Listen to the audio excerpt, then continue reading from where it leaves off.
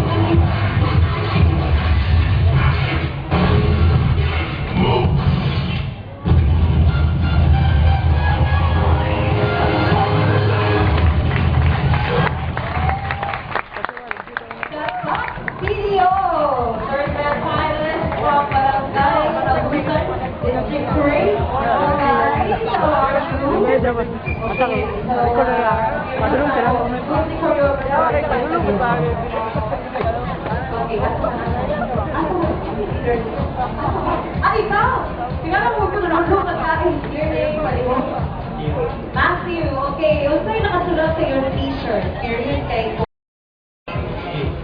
SJ, meaning? Hindi mo makakabog doon. Basta to? Swagger and Jagger.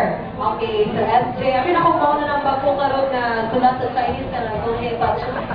Di ba? Oh, wala siya kung may patch ito. Alright, so Swagger Jagger from Barangay Agusan. Nabilong na siya sa District 3 dito sa Cagayan de Oro. Okay, so let's hear the judges. If it was a remarkable performance, I would like to start with Judge Jerry. Judge Jerry? Hello. Okay. Ano na baka sa grupo? Swagger Jagger. Swagger Jagger. Okay, guys, so far sa tulog ka grupo na nag-perform na amo ang mas ni Juan. Amo